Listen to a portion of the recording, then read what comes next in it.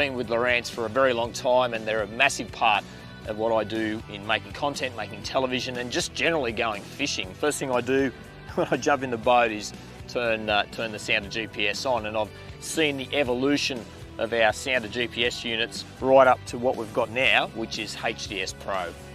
Some of the key points that I really love about Hds Pro, the fact that it's touchscreen, that glass screen goes right to the edge. I think that gives you a bigger picture at the end of the day as well. The way the screens are put together these days, where you can see through the glare, so they've got a fantastic technology built into them where you can sort of look at nearly any angle and you can see straight into the picture. That's awesome. The resolution is the big one, and distinguishing between whether it's a small yellowtail for bait, a slimy mackerel, a mulloway, a barramundi, a big yellowfin tuna, and looking at those pictures depending on the transducer you're using, the depth of the water, and being able to, as an angler, go, I think I know what that fish is, simply through the technology is just amazing. I get asked all the time, you know, what sounders do you use? I think most people know what we use here on Real Action, but not only what sounders do I use, but why? Why use Lowrance? Why not another brand? The first thing I say, and I can click through here now, is how easy they are to use. Hit that one button at the top there, all of the pages come up. So whether you're actually linked in, these days linked into the Recon, so I can actually even drive that from here as well, or use my active targets down the bottom there. I've got instruments from the outboard engine, down scan, you've got video controls there, the chart, sonar, side scan, down scan, active target. They're the main ones, obviously, that you're going to use and find fish. And it's so easy to create pages down the side here. So I've got all these pages that I've got made. So calm at the moment.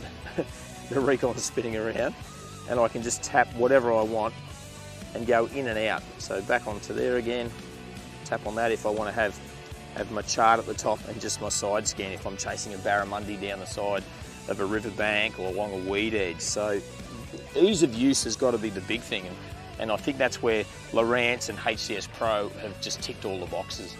One of the cool things about Hds Pro is its use with CMAP, and this raster chart setting that we have now is just incredible. If you have a look at some of this here, this is my local estuary system, and the detail is just amazing. So really easy to use, just a touch of a finger on there and you can roll around, get rid of the cursor, zoom in and out. You can either do that here or down at the bottom of the screen, so you can touch screen or you can use the side as well.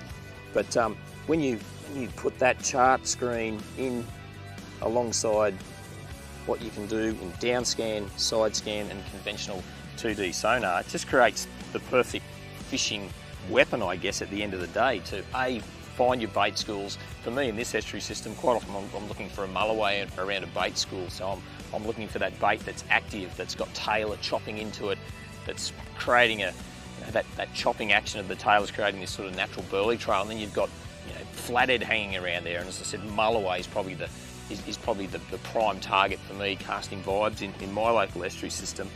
And to be able to differentiate between all of those fish species, between Australian salmon, tailor, brim, snapper, and then choose the mulloway, you need super high resolution, and that's what Hds Pro does. It allows me to go, yes, that's a mulloway, and even down to the fact I can go, oh, it's about 70 centimetres, that one, that's a 90, that one's over a metre. That's pretty cool. At the end of the day, the Hds Pro, its job is to find me fish, and it's me to maximise that machine, get the most out of it, and make my fishing better as a result. And Central Queensland, ripping along at 30, 35 knots, and then having the resolution that good where you can go, oh, there's a bit of a bump, and I can see the fish on the top of it at that speed. Look at the chart, save that waypoint, put the cursor on there, save the waypoint, bang, bang, just with the 2 taps of that flag button, and then spin around, slow down, have a look at what we've found, and go, wow, look at that rock, look at those fish sitting above it, drop a soft plastic or a bait down, and then just suddenly be hooked up and pull up big largemouth nanagai, big red emperor coral trout. That's why you buy a Hds Pro. That's why you get the resolution, because it can produce fish for you just like that. Have a quiet day and you suddenly find a new spot, and I reckon that's a pretty cool thing.